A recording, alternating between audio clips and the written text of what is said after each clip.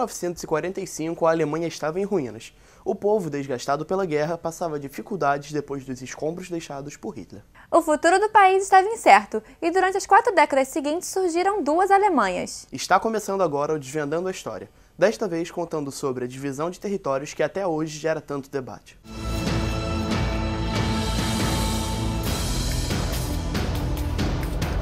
Após o Reich de Adolf Hitler ter acabado em ruínas, as tensões da Segunda Guerra Mundial haviam chegado ao fim, mas para um país derrotado, as preocupações ainda eram muitas. Os planos para o futuro da Alemanha pós-nazista eram duvidosos, e uma série de discussões geravam ainda mais polêmica. Bom, a criação do Muro de Berlim é uma etapa da chamada Guerra Fria. Você tem a Guerra Fria começando no pós-Segunda Guerra Mundial, que é um contexto que redesenha o mundo em 2 polos diferentes de poder. Você tem o polo capitalista representado pelos Estados Unidos e você tem o polo socialista, comunista, representado pela União Soviética, e cada um desses líderes carrega seus aliados, em geral, em divisões geográficas muito específicas. As diferenças entre ambos os países eram bem delimitadas e os padrões de vida variavam bastante. As realidades eram bastante polarizadas, assim, bem distantes um lado do outro. Diferença não só material, em capacidade de questão social, hierárquica, de dinheiro, posição, não. Tem uma questão também de mentalidade cultural aí que ainda mostra uma certa diferença entre as 2 partes. Em 13 de agosto de 1961, os berlinenses testemunharam a divisão completa da cidade. Mas se os países já estavam separados, qual seria a necessidade de construir um muro? Ele significa a parte concreta dessa divisão.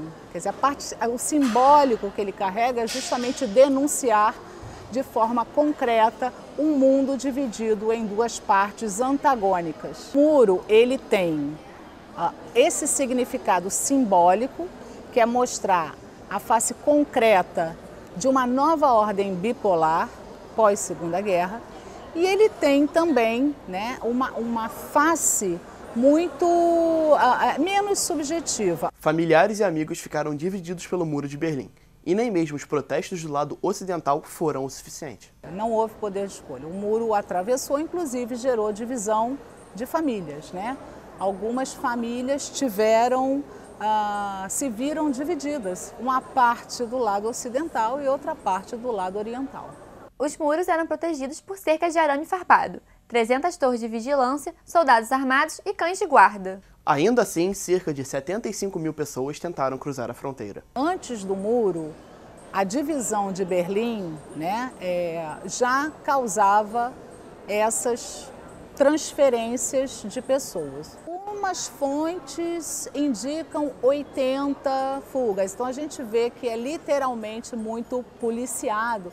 A gente está falando de mais ou menos 300 torres militares, né, tomando conta desse símbolo, dessa cortina. Em 1989, o socialismo na Europa passava por uma transformação.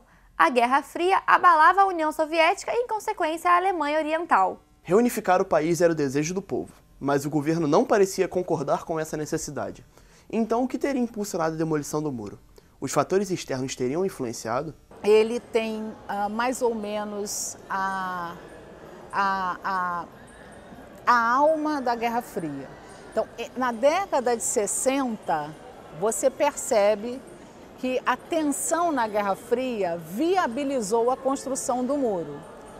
Já a derrubada dele também se insere num contexto de fim, né? Então, em 89, a conjuntura era uma conjuntura de desgaste da União Soviética, né? Desgaste já caminhando para a dissolução do bloco socialista. A possibilidade de levantar uma divisão ali, ela existia porque o clima era de divisão e era um clima, né, que as partes divididas estavam com capacidades ali de impor, como a questão oriental que impôs o muro, né? Já o fim também faz parte do contexto de fim, né? Onde a parte oriental, né, representava justamente a face comunista do bloco, do contexto de bipolaridade, que já vivia o seu desgaste. Com a reunificação, uma grande quantidade de alemães pôde conhecer a vida do outro lado da fronteira. Isso transformou o cenário mundial. Nesse Desvendando a História, você teve a oportunidade de conhecer os fatos que levaram à construção do Muro de Berlim e a importância não só para a Alemanha, como para toda a Europa. Para aprender sobre outros fatos históricos, confira toda a nossa programação em uva.br/tvUva.